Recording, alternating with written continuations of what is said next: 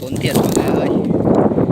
Vâng, hôm nay là gọi là ngày thứ bảy, giờ là 5 giờ.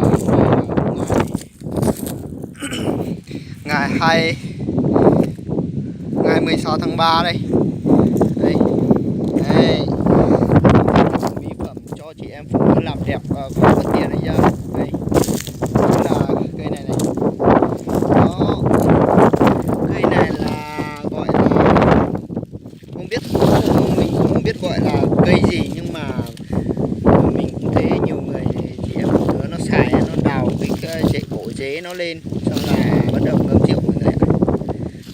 Kiểu mà ngâm rượu xong á, bắt đầu ngâm rượu xong lấy cái củ của nó ngâm rượu xong thoa lên mặt là coi như mặt mình qua một thời gian á, là thì về 1-2 ngày thì mặt nó sẽ có biểu hiện hơi sưng sưng mọi người ạ. Mọi người chị em phụ nữ nếu có xài cái này á, là cây này á, là mình nhớ xài một lần thấy mặt sưng sưng rồi đừng có bỏ, chứ lần đầu là như vậy, nhưng mà lần thứ hai, lần thứ ba nữa cái là cái cây này nó sẽ áp dụng cho mình là một làn da rất thật là đẹp, đặc biệt mọi người này.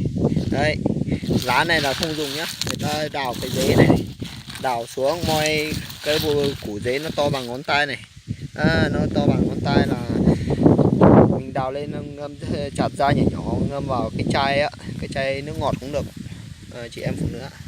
Đó, đây hôm nay là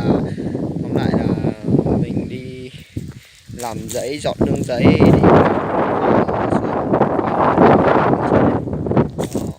để đây gọi là đồi yên ngựa phụ nữ coi này. Đây phong cảnh đây nó thật là tuyệt sắc và đẹp này. Đây cái cây này trên giấy mọi người chắc là hẳn là không có này.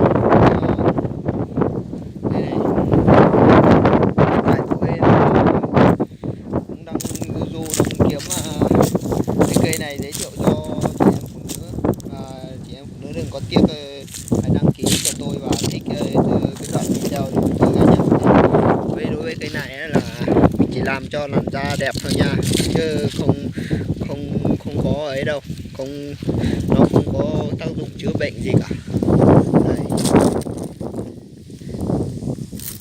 Giờ tôi sẽ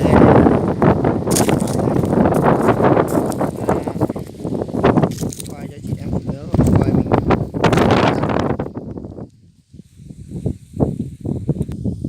Đấy, để tôi đào cho mọi người xem nhá. Điện thoại của tôi thế này thì sao được, gió nhiều, gió quá. Từ nha.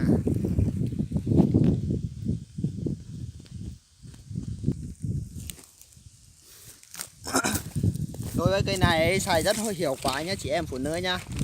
Đó, cây này để mình đào cho dễ cho chị em phụ nữ coi này. Đối với xài cây này xài không cần phải tốn đồng nào chị em phụ nữ, chứ xài cái này trồng nhiều gớm lắm, chứ chị em phụ nữ mà xài cái này chỉ có trồng đam mê suốt ngày, không nhớ làm thôi, không nhớ đi làm thôi, chứ chị em phụ nữ xài cái này yên tâm đi. Cây này là chỉ có mất tiền mua một ít rượu để ngâm thôi. Đây, để tôi đào cho mọi người xem nhá, cái rễ của nó như thế nào. Nó có công dụng là chặt ra xong phơi khô. Đấy, ngâm không cần phơi cũng được, ngâm vào chai nha. Ui, cây này sâu lắm này, quá sâu đấy.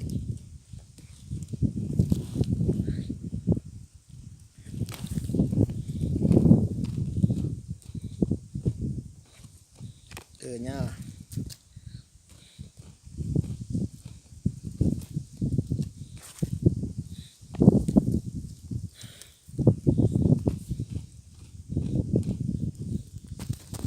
Đây, cho một nữa coi này.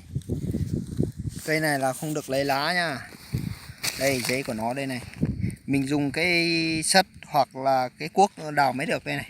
Nó rất là dài, nó xuống dưới mặt đất cỡ rất là sâu. nó xuống đâm thẳng á, chị em phụ nữ cứ việc mà đào mà lá cây của nó đây đây cho mọi người xem cho ký này. Đó, bản thân tôi thì tôi cũng rất thích xài, nhưng tôi là đàn ông chứ nếu mà tôi phụ nữ thì tôi xài lâu rồi. Đó, tôi đây cái cây này chị em phụ nữ xài thử xong là thấy màu sắc với lại da mịn mặn thì nhớ đăng ký hộ tôi, với lại thích hộ tôi cái đoạn video của tôi cái nhá. Rồi tôi hôm nay đến đây kết thúc, tôi sẽ tạm dừng tại đây.